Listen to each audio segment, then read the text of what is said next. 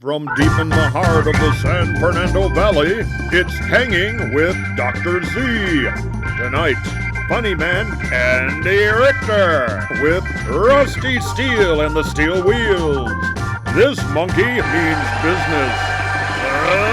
Doctor, we'll see you now. Good evening. Hi, how are you? Hello. Whoa, whoa, whoa, whoa. Thank you very much. Welcome to Hanging with Dr. Z. Thank you very much. Rusty Steele and the Steel Wheels over there, ladies and gentlemen. Namaste. How are you, Rusty? Oh, considering everything, pretty good. Considering everything, what happened? Well, I'm still at the Oakwoods. You know what you should do? What? Is go on a Zoom date. I did that. How did that go? Her place looked nice. She never actually came on camera. She didn't show up to her own date at her house. I guess she had something to do. The good thing about Zoom dates is you can go on a date without pants on, which I haven't done since the 70s. And if you get a virus, you just call Norton Utilities. You don't need to get penicillin and cry when you pee for a month.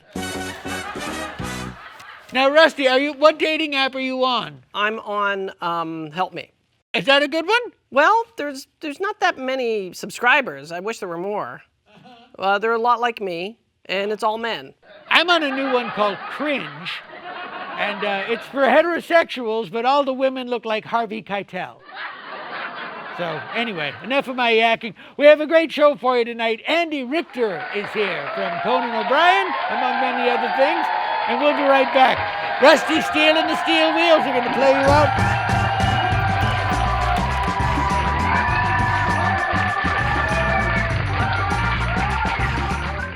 Hanging with Dr. Z is brought to you by Stanwyck Air Fresheners. Silver Screen star Barbara Stanwyck's line of odor-fighting air fresheners are made with the most modern chemicals, including patented Brelphenol. Now available in 5 tough but fair scents.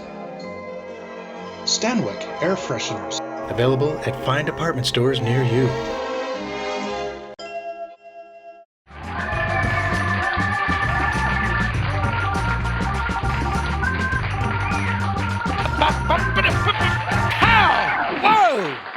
That was crazy. Rusty Steele and the Steel Wheels, ladies and gentlemen. Thank you so much. Andy Richter is here tonight. He's a very funny, talented comedian, and he is an American comedy institution. Please welcome your friend and mine, Andy Richter. Great. How are you, Andy? Dr. Z, hi, how are you? I'm doing great. This must be new for you, speaking to a red-haired talk show host that's full of himself. Yes, and who smells slightly of urine.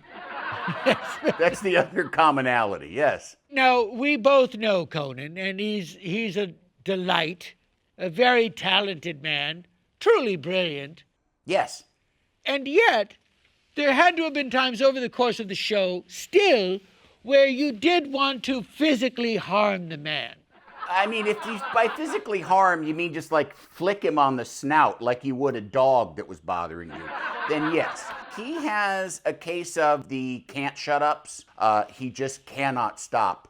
Blah, blah, blah, blah, blah, blah, blah, blah, blah, blah. I love Rusty like a son, but on more than one occasions, I've had vivid dreams of drowning him in the toilet of a cruise ship. Well, at least you're in a happy place. On a cruise. There's something I've always wanted to ask you, Andy. Yes.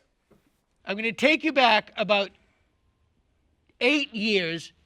It was Keno night at Bob Saget's, and we were both there. Yes. You were in the corner. Yes. Talking to Mel Gibson, and you were both nodding furiously at each other. Right. What were you talking about? We both agreed that Apocalypto didn't go far enough. It was like a Sunday school version of what it should have been. There should have been way more hearts being ripped out of people.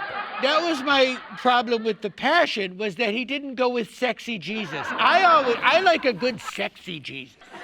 Well, it was interesting to make the Christ story a monster movie. That's always, nobody really has done that before. You know who I always thought would make a great Jesus was Gil Gerard. Or go with me on this. I'm going. Peter Criss in the makeup. Oh, like a kitty cat Christ. He gets crucified, and then the other members of KISS save him much like they saved those kids that were trapped on the Ferris wheel in Kiss Meets the Phantom of the Park. That would be awesome. Now, you have a Kiss story. Yes. Do tell. When they did their reunion tour, I wasn't in New York at the time, so I wasn't able to see it until I was visiting relatives in Indianapolis, and I got to go to the Kiss concert and got to go backstage.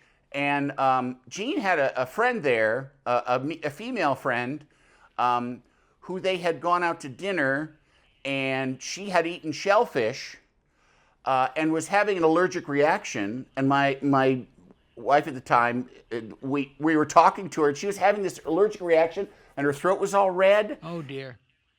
And we're saying, shouldn't you go to the doctor? And she said, well, at first we said, why are you having allergic reaction? She said, because we had shrimp for dinner. I told Gene I was allergic, but he still wanted to have shrimp. So I had shrimp. Oh, yeah. When you're in a story and you hear, we had shellfish, that never goes to a good place ever. Never. It's like, we had some expired chowder before getting onto the elevator. It's not going to go to a good place. Yes, yes.